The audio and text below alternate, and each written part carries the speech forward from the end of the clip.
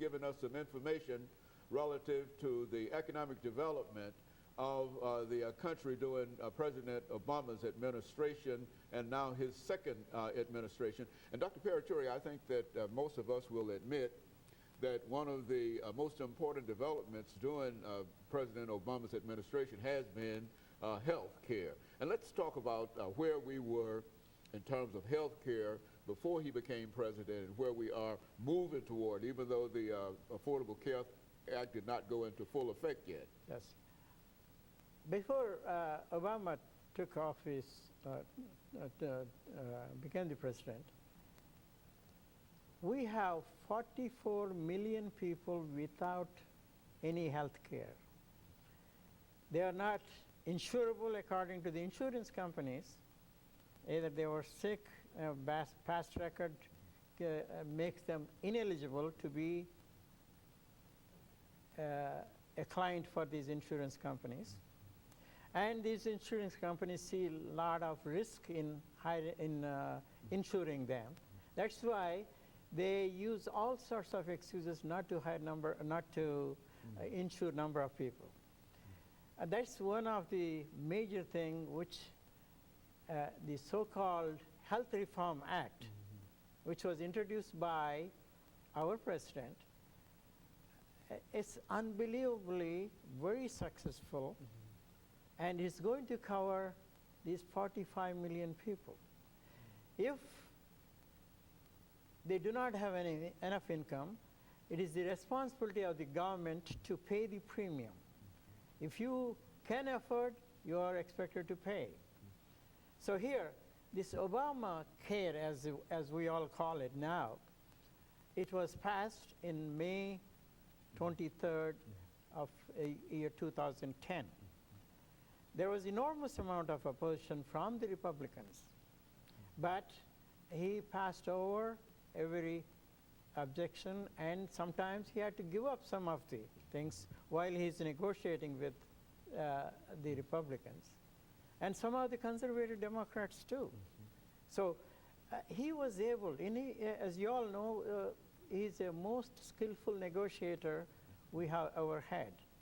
And the other person, probably other president we can think of is either John F. Kennedy or Lyndon B. Johnson. But among these, they all tried in the past to have this kind of legislation.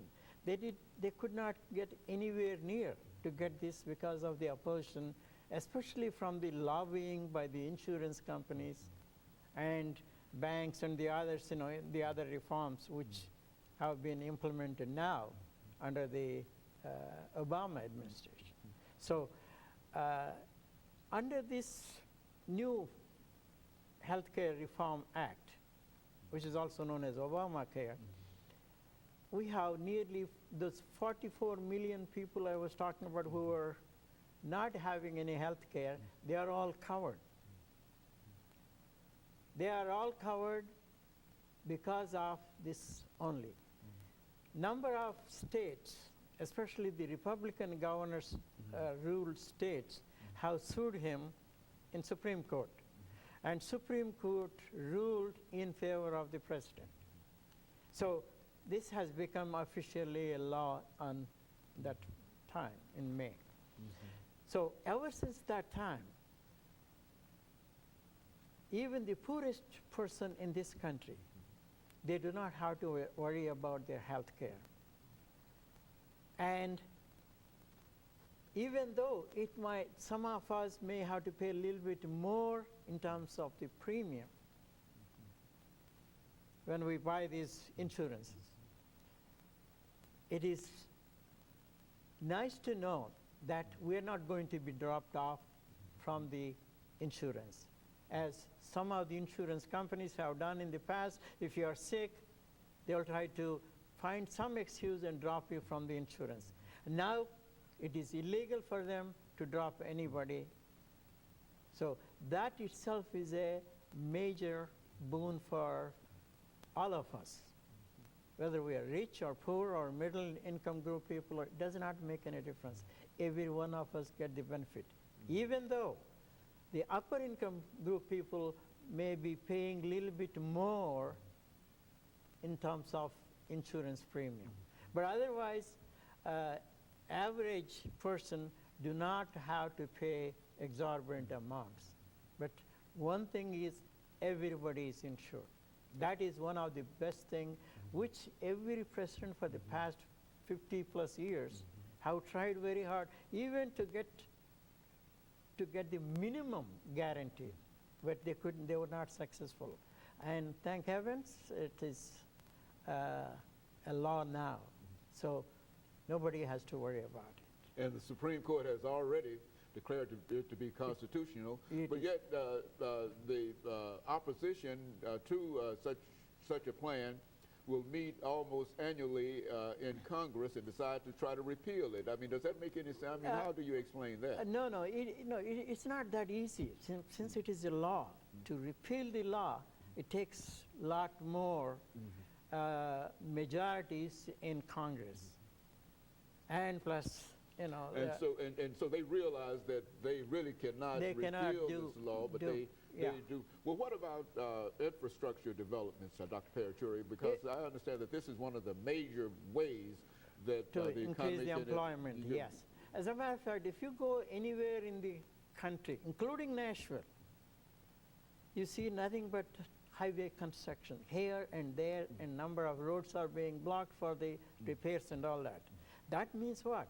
Hundreds of thousands of new jobs in construction.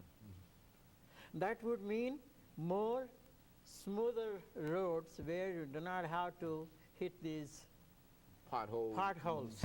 And that is one of the major things which has helped, improving our infrastructure.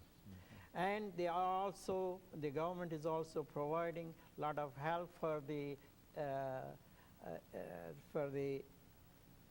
information technology industry by providing them a lot of grants to do a lot of new research, and including the government. Government has been also using a lot of this IT technology. Very good. Of course, Dr. Paruchuri, we're getting ready for our second break, and after which time we'll have about 10 minutes.